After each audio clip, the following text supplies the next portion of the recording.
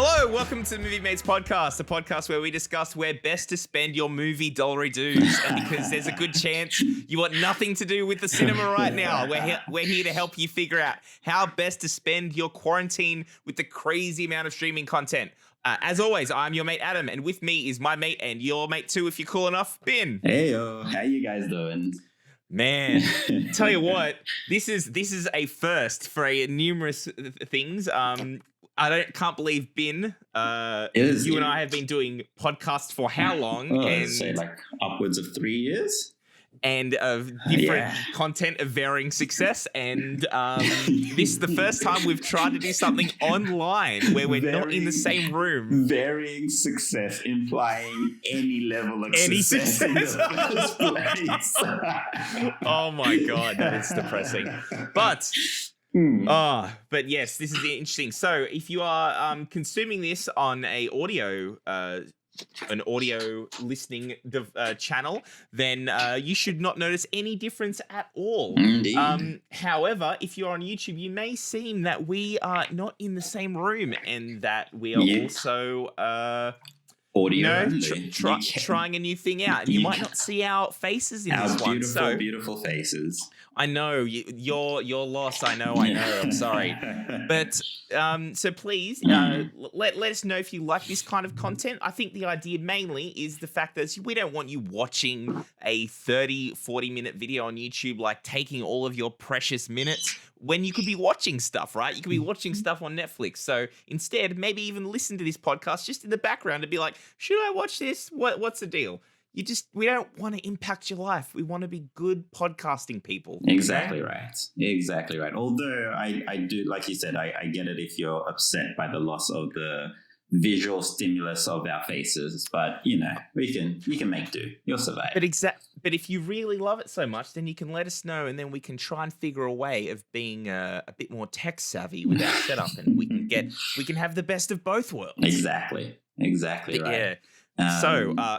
But yeah, lots of dollary dues to be spent watching all of the things that we are telling you to watch, namely on Netflix. So. I mean, you laugh, but Disney, as a very quick aside, Disney's already started to move into the. That's true. The rental, into the rental subscription service. Exactly, the rental market. So maybe you will be spending money, unfortunately, through these platforms. Oh boy, fun times ahead for all of us. Yeah, but we'll cut to it now. For the win. So what we're going to do now is we're going to go into our review, and we reached out to people and said, like, what are you guys watching? What are you listening to? Mm-hmm. And we got back a list of stuff that people feel that that they've been watching and really enjoying. So we had not seen. So we thought we'd pick one of them out. And today we're giving a look and a review to the Netflix series Cobra Kai. The Netflix series, originally YouTube series. Yes, it was. I think the simple fact that it's on Netflix, at least in my mind, has given it that little bit of a boost in popularity, if I'm not mistaken. So yeah, as you said, it was originally a YouTube Red, then now named YouTube Premium series.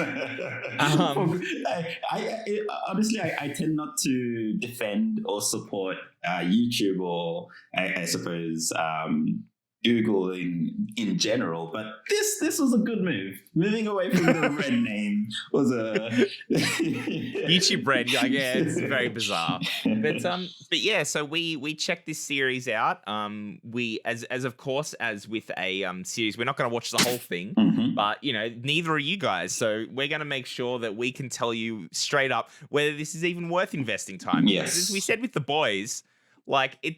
We don't want you to. We're not going to recommend stuff that if we're like, it gets really good, but you got to get through 6 episodes. 6 hours into it before you're like, listen, yes, I like it now. We're not going to give you that opinion. Correct. So, Correct. So we watched the whole. So Ben, how much did you actually end up watching this? I surprisingly I'm up to the last episode of the first season. I cool. was not expecting this. A little bit of a spoiler on my take on the series, but I genuinely was not expecting to get all the way through. But my opinion of it changed quite drastically over the course of watching it. Like, and I'll go obviously into more detail about that. But just very briefly, it's been something of a roller coaster for me in terms of my investment into this series.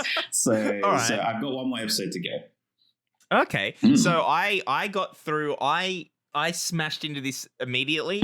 I got through 5 episodes. Yep. And I was going to watch more. And then The Boys season 2 came out. There was some, I haven't even watched all of that either. And then a whole bunch of other stuff came back. And this might influence the review, might be giving it a bit away. But after watching that, I started rewatching some of Lucifer, old episodes of Lucifer. So I don't know if that bodes well. It doesn't speak volumes for this series, unfortunately. Yeah, I mean, okay. So we as always, we want to make sure we give you guys the review immediately, straight up. Do I watch this thing? And then we should dig into it. I think the barest bones is yes, watch it if you are a certain a very, very certain demographic. I would wholeheartedly recommend this to you. Yes.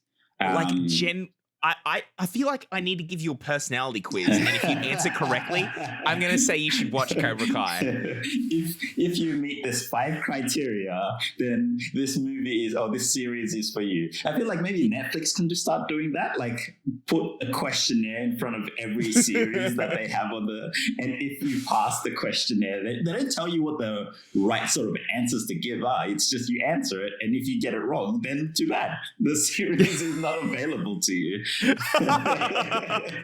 They just cut it off just to make sure you have the best viewing experience. Yeah, exactly. But I thought I'd branch out. No, you won't. You will not watch anything that is not meant for you. We know you. We know you better than you know you. Okay.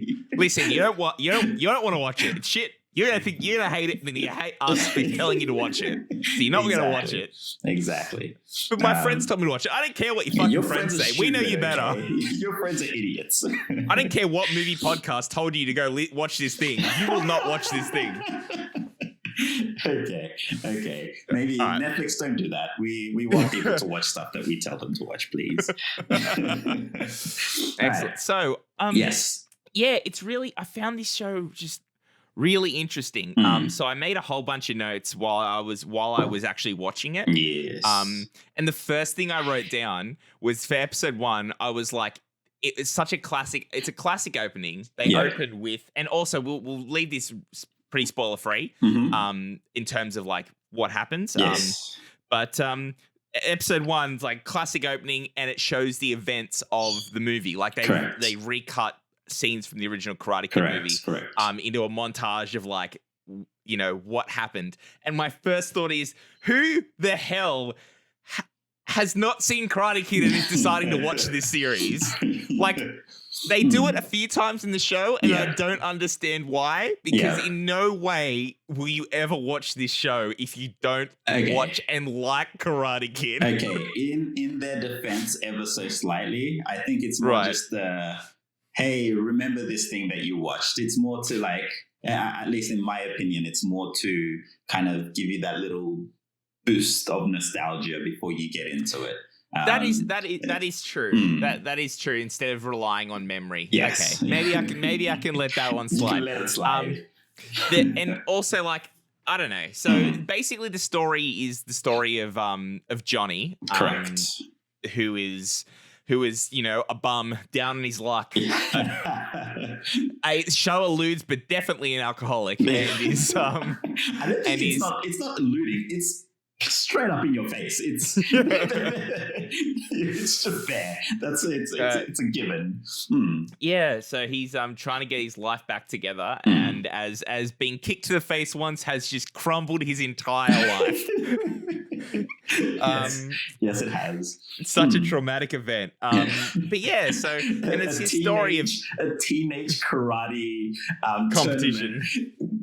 influenced or determined the outcome of his life. The outcome of his and his biggest rival's life was determined in that one single moment. It's funny because there's some throwaway lines to being like, oh, you know, back in the 80s, like karate was like football in this town. Yeah. And like, so, and it, because like Daniel LaRusso is a local celebrity. And it's kind of funny to me that they're just like, that like the kids might not know him because he's like a celebrity, a local celebrity in the 80s, but people are like, oh, that's Daniel LaRusso, but they have to justify why you should care, why everyone else cares about the events of the movie, not just you. Yes. Yeah. So it's like, in the 80s, if karate was the biggest thing, everybody loved it. And if you were the champion in karate, you were basically a superstar. Yeah, which like, is so dumb. Sure, which, guys, just saying that, we believe you. Ben, did you just listen to the sentence that you just said out loud? like, again, and that kind of touches on a point of like, this show is very kind of like, is quite silly in moments, and is like, it just doesn't, it says things to try and make sense of the world that the original movie's established. Yes. And tackle it in a way that makes sense, that creates a world, but they're forgetting the fact that 80s movies don't usually make a lot of sense. And they're like just very paper thin story. Don't ask questions. Just there's a roll good with guy. it, There's a guys. bad guy. The good guy wins. Everyone cheers. Like that's a straight up from this time period. And they're trying to contextualize something that doesn't really make a lot of sense. Yeah, exactly right. Exactly. And to be honest, they could have done without that. They could have just been like, yeah, no, this is what it is. This is their lives now. It doesn't need to be justified. But anyway. Oh, so but the story as a whole, like I don't know, like I got through the first 5 episodes. Yes. And generally my critique for a lot of this is like the story as a whole is it's fine. It's a pretty paint by number. Half of it is dealing with Johnny and Daniel. And that really is for what I've definitely seen so far, and it's pretty much the first season is, and you'll be able to probably confirm this, Ben, but it really is like, it's a story about them, right? It's about them and the newcomer of Miguel, which is a direct parallel to the events of Karate Kid, of the movie. Yeah. The exact same. And this is like, I was like, I didn't know whether I liked it or not, because I'm like, yeah, it's an homage because they're like, oh, look, time is repeating itself, but instead of Mr. Miyagi, Miguel has Johnny. Yeah. So you're seeing how that story diverges from the original because of the teacher. And I'm like, that's an interesting concept, but also it's like the same events happen. Identically the same events. And there are a couple of throwaway jokes in there that kind of pokes fun at that contrast between Mr. Miyagi and Johnny as well, which was kind of nice. Which is kind of like a huge thing. A little bit of a chuckle there. But I think overall, and just to kind of throw my 2 cents in real quick at this point in time, it does diverge a little bit further away from just the focus on Johnny and Daniel. The younger characters do become more of a focal point throughout the season. But you are right, though. It is still very much a focus on Johnny being, I'd say, predominantly the main character. It's actually interesting in that as I'm thinking about it, that focus does shift and like ebb and flow a little bit, and which I felt was a good thing. I think if the series had completely remained entirely focused on Johnny and Daniel and maintained that rivalry as the main core of the story, I think I would have lost interest a lot quicker. But there's definitely a little bit more to it. In the coming episodes, if you do continue to watch it yourself, you'll see that little bit of extra development. Well, I find it interesting. So I don't know about you, but when I went into this, my original thought was that they're gonna do a flip, and they're gonna be like, oh, everyone's grown up, and because Johnny had the shit kicked out of him, and he's now the underdog, he is gruff and he's struggling, but he's lovable and he's the good guy now because he knows what it's like to be on the bottom. Yeah. And Daniel LaRusso fucking Is a dick. He's his entire life has now been great. He's been on top, and now he has the ego. Yeah.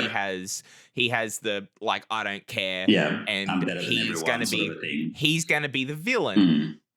What I was actually happy to see, that's not really the case. Yes. Like, I was actually surprised how much depth they gave both the characters, and that both of them, it's in a very, very modern interpretation of character development, where instead of saying this person is good and therefore does these things, this person is bad and does these things, it's like these are all characters that have their own motivations and story. Correct. And are trying to do and achieve their goals that fits in line with their character, not in line with their archetype. Yes. So, which I liked. I was like, cool, because immediately you think, oh, Daniel's going to be the problem here. But it turns out that he's like, I mean, he is a problem for Johnny, but at the same time, they actually give a lot of scenes to Daniel with his family, and where he is kind of coming to terms with his own thing. So it's almost like there's two protagonists. Yes. Or there's really almost three with Miguel as well. Like, there's those three storylines, and neither of them is like, this is the villain storyline. Yeah. It's very much more, to your point, it's no longer an 80s flick where it's talking about good guy, bad guy's a dick, good guy's struggling, and the upper-comer and the underdog eventually beats the bad guy in the story. There's a lot more depth and dynamic to all the characters. And it shows them going through the different aspects of their individual lives, which then intertwine with the other characters and the other lives involved in the story. I think just to kind of add to that, I think one of the points behind it, though, that kind of made it, I'd say one of the negatives for me in this series is the fact that there are this almost contrary to what we're saying of that depth of character and everything like that. It's so lopsided. It's so lopsided. And there is just so much cliche in the mix throughout as well. So to my earlier point about the story starting to revolve around a few of the other characters and the younger characters are in high school, and there's just so many old high school cliche aspects to it. There's the teen movie cliches that you get that just kind of seeps into it as well. I'm just like, no, please, why are you doing this? This is it has the potential. Okay, just to say it straight up, it's a good story. I actually genuinely enjoy the story. So like I said earlier on, it was a bit of a roller coaster for me. I actually watched the first episode like 2 years ago on YouTube. So when it first came out? When it first came out, it was readily available on YouTube for everybody. You didn't have to subscribe to YouTube Premium at that point to watch it just yet. And I was like, sweet, I'm going to give this a try. I watched the first episode and I just stopped. Like I was just like, I get it, but I don't want this. So I stopped at that time. And it was only up until now that it came out on Netflix again and we had the conversation. I was like, you know what? Yeah, I'll give it another try because A, we want to do this review to like give you guys the feedback. But B, just as hey, you know what? I've done this before where I've watched something in the past and it wasn't the right time for me. And I figured because I only watched the first episode, I'll give it another try. And getting past that first episode was a good move because it actually started to draw me in very quickly through the development of Johnny, through the development of Miguel, through the dynamic of Daniel's life.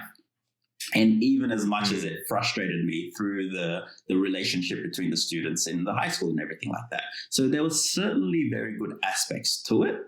Like I said, it is a good story but it's just some of it. I'm just like, why would you do that? What's the what were you hoping to achieve with this? I feel like it's so bizarre. And again, I think this is definitely a critique that there's so much character development. It felt like the writers really sat down to try and give a interesting, character-driven story to Johnny and to Daniel, and really try and get into that. And then they just flip. Like they spent imagine they spent weeks trying to make sure this storyline was beautifully handcrafted and just perfect from every angle. Yeah. And then they just went, oh man, we got an extra 6 episodes of high school stuff we need to write. And then they wrote it in like an hour. Like it just, they just, and the thing is, like, I went back and forth and thought maybe it's supposed to be more of an homage to the original movie, and the original movie has that same problem as well. I mean, and that's more from the age of the movie. Like that's what 80s movies were. Yes, or 80s popcorn movies, kind of like that. So I thought maybe it's an homage, but then I was like, but it feels so disjointed that I don't care if it's homage or not. It just feels crappy. Doesn't quite work. Yeah, I'm just like it doesn't mesh. Like you've got these kind of scenes with Johnny and Daniel, and they're trying to work out like. They're butting heads, but at the same time, they want to get past. Yeah, they want to be adults and move on and live their lives. They've both suffered trauma, and they're trying to work out how best to continue their lives and not only forgive each other, but also kind of like be like, I got to live my own life, and what you did really messed me up, and what you did really messed me up, and get there, and And not pass that on to other people and their children or their students, and then they just cut to scenes where it's like, oh, the bully's like, I love you, babe, and they're like, oh, what a nice young man, and then he's like, oh, shoving a kid's head in the toilet, and you're like, like, oh my god, like very much. It's just like this just sucks. And the acting isn't good enough in those scenes. Exactly, and you're just like, oh, man. Yeah. It feels like it's so hard for me to give this a full recommendation just because some of it is like, man, I just can't wait for this scene to be over. Like, I don't know. I don't know if it gets better or not, but that's definitely the first 5 episodes. Yeah. Like that. Well, to kind of just to add to that though, like I did go through with it. Like I've watched through till episode 9, and I have one more episode for the season to go. And yet again, a little bit of a like it's actually got me not hooked, but it's certainly got me invested in it to the point where something happens towards the end of the season where I'm just like, I'm not sure I want to keep watching this. And as like literally episode 9, and as we have started looking into just grabbing some information in order to do this podcast, it came to my attention that there are already 2 seasons, and there is a 3rd season in the works. Oh, right? Cool! So it has been renewed. That's interesting. So for next year, there's going to be a 3rd season coming out. Well, I'm not surprised, honestly. If you talk inside baseball, I'm not surprised if we get 4 seasons out of this show, because the typical Netflix show only ever lasts generally 2 seasons, and then they can it because of YouTube's analytics of showing diminishing returns after 2 seasons. After a little, yes. I think that the 2 seasons are going to be uploaded to Netflix. They'll make 1. They might make 2 if 3 does well. Like they'll make Netflix produced seasons of the show, and then they'll be like, and they're like, okay, now.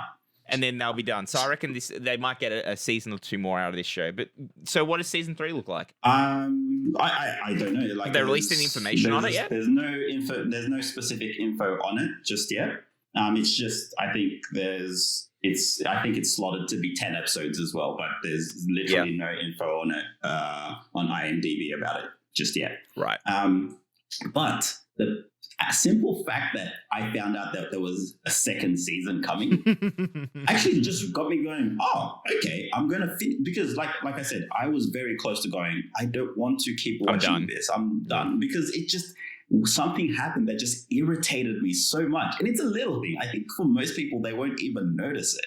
But it really, really irritated me so much so that I was ready to put it down. But the fact that I now know there's significantly more story to tell, I'm like, oh, okay. Now this makes it more interesting. This like lifts that dynamic a little bit. Okay. So it's a bizarre thing. So my hot take on this, and to just kind of give a bit of a summary on it, and to your earlier point, you were saying this is a very, it should be for a very specific group of people, right? Yeah. I'd say yes, for that group of people, absolutely. But for anyone else, there is actually enough story. There is enough meat to the actual underlying story that even if you have not seen the movie, even if you have no like sort of nostalgic connection to it, you can actually still enjoy this. There's the story itself holds ground. Like it has enough to kind of back itself. But if you're like me, there are just going to be some things that irritate the crap out of you about it. So yeah, I mean there's definitely some flimsy parts to this story, and it's definitely not a it's not what I would call a prestige kind of show. So like in these days, and it's hard, you've got to recognize that like not every show is going to be like that. Yeah. Not every show is going to be Game of Thrones. Not every show is going to be the standard, gritty, intensely political kind of,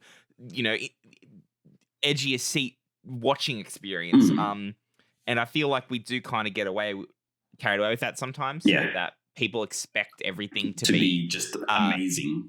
Yeah, or not even just amazing, but to be this kind of very, very accepted show of being like, your Game of Thrones, your Breaking Bads, yeah, like everything in that kind of and all that kind of stuff. Chernobyl, like really intense HBO style programming. Yeah. And this most definitely is not one of those. Exactly. And that's okay. Exactly. As long as you know that's what you're going into, right? Yes, you know that, all right. I think that there's this space in the middle for Game of Thrones and like Riverdale on the other end, or Teen Wolf. There's somewhere in the middle for like, okay, this show isn't super serious, but like it's an interesting show. It's got some interesting dynamics, and yeah, there's some problems with it. And if you're looking for the perfect show, this probably won't be it. This is not but it. It's like, it's a bit of fun. Yeah. Also, that kind of goes into this as like, man, when was the last time you remember watching a show that was 24 minutes, like a half-hour show? Yeah, exactly right. Nearly everything now is the 50, 55 40, to an hour. Yeah. Yeah, absolutely. Which is, this typical hour with ads, content block. Man, it's kind of good that I could be like, I don't know what to watch, and I can just watch an episode of Cobra Kai and be like, I'll just watch this because it's like, it's interesting enough. It's a bit mindless, and there's some cool stuff in there, and it's like 24 minutes. Yeah. Like, absolutely. To kind of just like tie my summary up in a neat little package. So, it is watch it. Like it is watchable. It is most definitely watchable, but it's also not the best thing to watch at this point in time. Like I am watching it in between watching old episodes of The Office. I'm watching it in between like having my focus. Like a lot of other shows that I genuinely enjoy, I will just all my focus goes onto it. I sit down and I watch all 10 episodes within the space of a week or something like that. So I just pump through them. Whereas this one is like, okay, let me watch this next episode. Not today. Like, it's kind of like, it's nice. It's got good story. It's got frustrating and irritating bits, but it's it's enough to keep me going, but it's not enough for it to be my sole focus on a series, if that makes sense. Yeah. So yeah, I honestly wonder if that's going to mean that it's probably not going to do well on Netflix because they want that kind of rabid, that kind of like diehard fan engagement where, like, I don't know if this is going to be like the kind of casual viewing is going to be what Netflix really wants in a show. Yeah. But you know, like, I honestly, the reason they've got the third season in the way is because when they probably put season 1 on 2 when they got the streaming rights for it. Yeah. Took it off YouTube, put it on Netflix, and people were like, oh, okay, I'll watch that. And then the numbers are good enough. They're like, we can do a third season. But yeah, I don't know. Okay. I like this. Like, I don't know. I find myself going backwards and forwards on this show. Yeah. But I think in the end, I'd say, yeah, give it a watch. It's worth it. Like at 24 minutes, I think this is what really sold me. At 24 minutes, if you are unsure about this show, watch the first 2 episodes. It's like 24 minutes. If episode 1 it completely turns you off, don't worry about it. If 1 is like, yeah, it's fine, maybe I'll give 2 a watch, and then you can give 2 a watch. That the first 2 episodes really kind of set the scene for the first season. Yeah, and then it kind of carries on from there. Watch the first 2 episodes and keep going, and you might get something good. You might get something you like. Exactly. To one point that we raised when it came to The Boys, and when we've talked about like Marvel seasons on Netflix and other shows that we've watched, the pacing on this one is actually pretty solid. It's pretty consistent. Yeah, exactly. I think it's consistent. And that's I think that's a key aspect of pacing for me, is that consistency. At no point, aside from that first episode where it just didn't really grab my attention, but throughout the rest of the season, no point was I like, oh, this was a boring episode, or nothing really happened here. There's constantly something happening, and it's well paced in that regards. It's really just the cliches and the stupid bits and pieces that they throw into it that bothered me. Pacing wise, I was honestly quite surprised and quite happy with it. Like for the 10 episodes, it's been consistent, and that's a good thing. I think it's a classic 24-minute show in that way. That it is like every episode has a new obstacle for a character to overcome. Correct. You know, they go up against it, they might fail, they'll regroup, and then they will overcome the obstacle, and then they might finish happy. Generally, they finish happy, or they might tease the new obstacle, Correct. like the next thing to overcome. Correct. So like that's a very standard half-hour show kind of formula of writing a TV episode, and it feels very it feels like consistent in that way. Each episode, because it's like and the reason episodes are written that way is to give the audience a feeling of satisfaction. It is for the audience. Correct. That they're not like, oh, we're going to pack all this story, and you're like, well, where's this going? Yeah. Like, you know where it goes because they're like tiny little stories snippets that put together to form an arc. Which is interesting. Which is very interesting, because to our earlier point, this was originally made for YouTube. Yes. Which is a different medium to those usual 24-minute TV series sort of a space. Yeah. So like the a fact weekly that serial, it still has that kind of structure to it, A, is interesting. But B, the other thing that I'm now wondering is, do you think that it could have been very different if it was a Netflix original? Do you think that they would have done that classic Netflix, let's just tell a 10-hour story that we chop up into absolutely 10 episodes, and then here you go, and you can we hope you consume it in the space of 2 days, so that it doesn't actually matter if there's episodes 1 or 2 that are a little flat. So I absolutely think that would have been the case. Yeah. Yep. And hopefully trading on nostalgia for people to slog through things. Yeah. Absolutely. To be completely honest, I prefer it this way. I prefer it. I do too. Still being, because like I said, I can just kind of hop in and out. I can watch a little bit here, watch the next episode in 2 weeks' time, and not lose interest. Whereas if it was the classic sort of Netflix formula, it would not be a good enough story for me to be willing to go, I'm going to watch these next 3 episodes with the expectation or with the possibility of nothing happening. Like, I would just be like, nah, I'm done now. So so maybe that's a saving grace for it, and hopefully that means that come season 3 with Netflix owning it, that stays the same. They don't make it a Netflix. That. Yes, exactly right. But let's see how it goes. Yeah, I don't know. I'm very interested to see how this continues. I think overall, if we were going to, because I don't like giving numbers for things like out of 10, I would say on the whole, like it is my reception feel of this show is positive. Yes. It's not overwhelmingly positive. I left feeling like I didn't waste my time. But you're not wanting for more. Will I keep watching this show after we've done a podcast on it? Am I going to keep watching it in my own time? And the answer is yeah. I'm gonna watch at least season 1, and then I maybe watch season 2. We'll see. We'll see how season 1 ends for me. Exactly. But you know, after we film this and put it out, I'm going to still keep watching it. Yeah, exactly. So I guess that's probably the best recommendation you're going to get out of me. Yeah, pretty much. Like I'm willing to spend my time watching this. And to kind of, I'm pretty much in the same boat. The only thing I will add on top of it is I have watched more of it, and I do intend to watch season 2.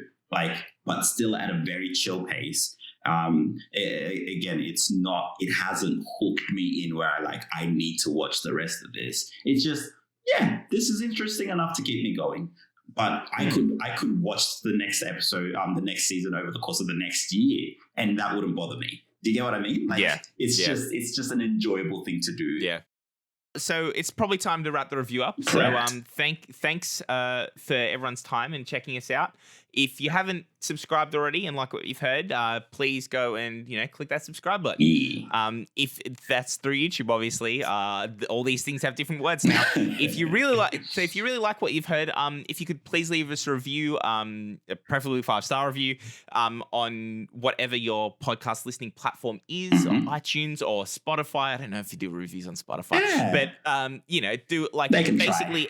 The more engagement and reviews that we get on these kind of things bumps us up, helps more people find it. Correct. And in the world where every man and his dog has a podcast, we would really appreciate you saying, "Hey, I listened to this and it was pretty good." Not bad. Other than reviews, the best thing that you can do is tell a friend, word of mouth. Fantastic. If you really like this and said, "Hey, my friend wants to watch Cobra Kai," and you're like, "Oh, well, they're on the fence, but I watched the first couple episodes, but they think my taste is garbage." But these guys are not insane.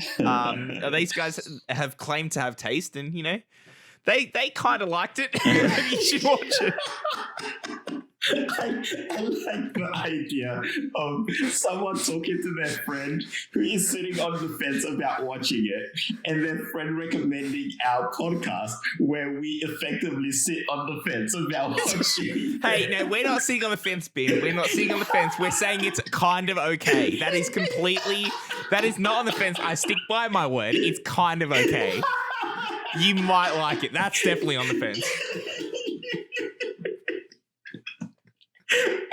Anyway, I think we've done our best to give you a very impartial view of this. So if you listen to this and you do like what you hear, regardless of your actual feelings about the show we've reviewed, like Adam said, share what we're doing. And more so than anything else, we'd love your feedback. Let us know if there's anything that you're interested in or that you've watched and enjoyed and you would like for us to watch, and then we can give our opinions on it. Hopefully we won't crap all over your favorite show, but we try to be as honest as we can. But yeah, so well, and thank you. Like this, the reason we did Cobra Kai is because someone recommended it to us. Yes. Someone said, "Hey, you should do your next episode on Cobra Kai," and I was like, "Okay, I'll do that." All right. So let us know if your favorite hidden gem, or maybe something that you've been recommended and you're like, "This really sucked. Maybe you should talk about this because this was awful." Yes.